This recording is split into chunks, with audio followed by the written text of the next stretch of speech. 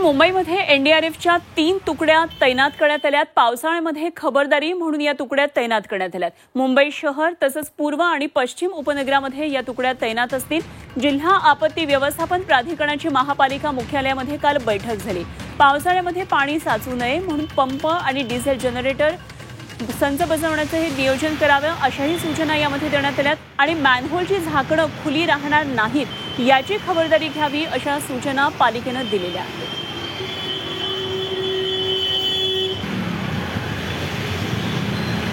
तर मुंबईतल्या पावसासंदर्भातले ताजे अपडेट जाणून घेऊया। आमच्या प्रतिनिधी सीमा अढे आपल्याबरोबर आता जोडल्या गेल्यात। सीमा, काल संध्याकाळनंतर मुंबईकरांची पावसानं दैना उडवली, मात्र सध्या तरी पिक्चर क्लिअर आहे असं म्हणायला हरकत नाही। पावसानं विश्रांती मुंबईमध्ये घेतली आहे, काय नेमकं अपडेट्स येत आहेत? नक्कीच अनुपमा, हवामान विभागाने जो अंदाज व्यक्त केलेला होता की मंगळवार, बुधवार आणि गुरुवार हे 3 दिवस येलो अलर्ट राहणार आहे। येलो अलर्ट जारी केलेला होता आणि अवकाळी पावसाचा इशारा हवामान विभागाकडून व्यक्त करण्यात आलेला होता आणि त्यानुसार काल अवकाळी पावसाने मुंबईसह ठाणे, पालघर, रायगड या जिल्ह्यांमध्ये जोरदार हजेरी लावली आणि काही मिनिटं या पावसामुळे, खरं तर काही मिनिटं पडलेल्या या पावसामुळे मुंबईकरांची मात्र तारांबळ उडाल्याचं आपल्याला पाहायला मिळालं। या अवकाळी पावसामुळे मुंबईतील सखल भागांमध्ये पाणी साचल्याचं चित्र हे आपण बघितलं। मुंबईची तुंबई झाल्याचं आपण काल रात्री आपण बघितलं। त्यानंतर या अवकाळी पावसाचा थेट परिणाम रस्ते वाहतुकीवरती झाला, सोबतच रेल्वे वाहतुकीवरती सुद्धा झाल्याचं आपल्याला पाहायला मिळालं।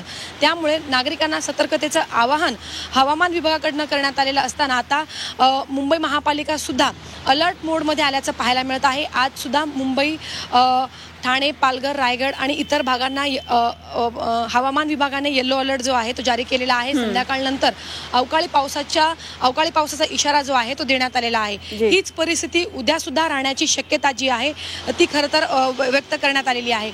सोबतच अनुपमा, 22 ते 24 मे दरम्यान रायगड, रत्नागिरी, मुंबई आणि पालघर जवळ अरबी समुद्र खवळू शकतो, तर खोल समुद्रात जोरदार वारे वाहण्याची सुद्धा शक्यता वर्तवण्यात आलेली आहे। त्यामुळे मासेमाऱ्यांनी हवामान बदलांवरती लक्ष ठेवून खोल समुद्रात जाणं टाळलं पाहिजे असा इशारा आपत्ती व्यवस्थापन विभागाकडून देण्यात आलेला आहे। त्यामुळे मच्छीमारांसह मुंबईकरांना सुद्धा आता सतर्कतेचा इशारा जो आहे तो देण्यात आलेला आहे। कारण अवकाळी पावसाने, खरं तर पावसाळ्यापूर्वीच पावसाने अचानक अनेक भागांमध्ये हजेरी लावल्यामुळे प्रशासनाची सुद्धा तारांबळ उडालेली आहे, तर मुंबईकरांची सुद्धा आता या ठिकाणी हाल होताना आपल्याला पाहायला मिळत आहे।